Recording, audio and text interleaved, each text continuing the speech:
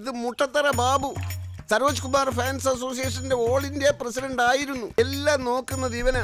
ഭയങ്കര ആത്മാർത്ഥതയാ.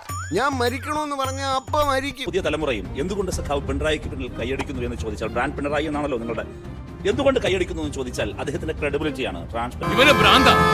ആ ഭ്രാന്തിനൊപ്പം നിങ്ങളും ജനങ്ങൾ കൂടുതൽ അടുത്തറിയുകയാണ്. സുതാര്യത, സത്യസന്ധത, വിഷയങ്ങളിലെ വ്യക്തത, ദൃഢത, ഇതെല്ലാം തന്നെ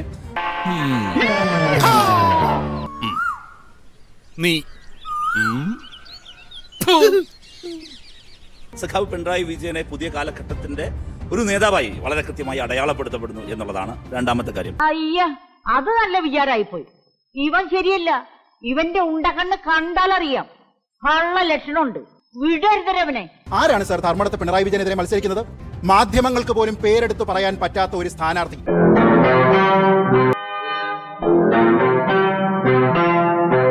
അവിടെ മത്സരിക്കുന്നുണ്ട്. എന്തിനാണ്? എന്റെ 2 കുട്ടികളെ കൊന്ന ആൾക്കാരോട് കൃത്യമായ രീതിയിൽ നീതി കാണിച്ചില്ല എന്ന് പറഞ്ഞൊരു സർക്കാരിനെതിരെ.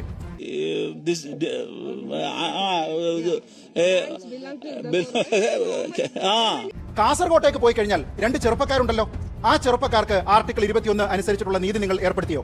ഞാനും ജിമ്മിയും താങ്കളും ഉൾപ്പെടെ ഇവിടുത്തെ സമൂഹത്തിലുള്ള ആൾക്കാർ കൊടുക്കുന്ന നികുതിയിൽ നിന്നുള്ള പണം 1 കോടിയോളം രൂപ എടുത്തിട്ട് ഇവിടെ അനുവാദമില്ലാത്ത, ഇവിടെ കോടതി തന്നെ ആവശ്യപ്പെട്ടിരിക്കുന്ന CBI എൻക്വയറി വേണ്ട എന്ന് പറയുന്നു. കണ്ടോ, മുതലാളി ഇത് ഓർമ്മിക്കുന്ന പോലും ഇല്ല.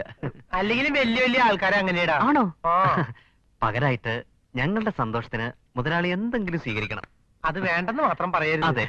എന്താണ്? അയ്യോ, മുതലാളി വെയിറ്റ് ചെയ്യണ കണ്ടില്ലടാ. കൊടുക്കടാ. കൊടുക്കട്ടെ. നീ കൊടുത്തേ. പോരുത്. വാളയാർ വിഷയം എന്ന് പറയുന്നത് എന്തൊക്കെയായാലും ആ ഒരു അമ്മയെ വിശ്വാസത്തിലെടുക്കാൻ നിങ്ങൾക്ക് സാധിക്കുന്നില്ല എങ്കിൽ നിങ്ങളുടെ രാജാവ്, നിങ്ങളുടെ ബ്രാൻഡ് എന്ന് പറയുന്നത് പൊതുസമൂഹത്തിൽ നഗ്നനായി നിൽക്കുകയാണ്. ആൾക്കാർ ഇവിടെ വിളിച്ചു പറയുക തന്നെ ചെയ്യും.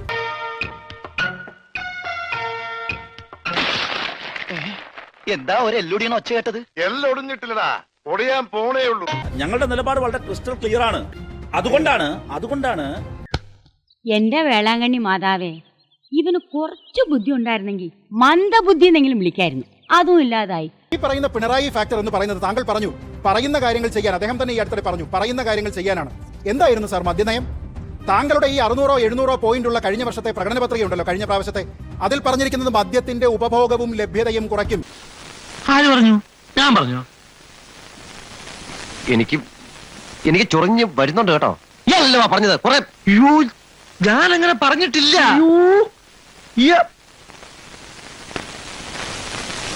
LDF വന്നാൽ മദ്യവർജനത്തിന് ജനകീയ പ്രസ്ഥാനം ആരംഭിക്കും. എത്ര ബാറുകളായിരുന്നു ഉണ്ടായിരുന്നത്? 29 അല്ലേ? UDF ഇവിടെ നിന്ന് പോകുമ്പോ ഇപ്പൊ എത്രയാണ്? കണക്കുണ്ടോ? 600 700? എവിടെയാണ് സാർ കുറച്ചിരിക്കുന്നത്? തനിക്ക് നാണമില്ലേണോ? ഇല്ല. അതെ തന്നെ. ആഹാ,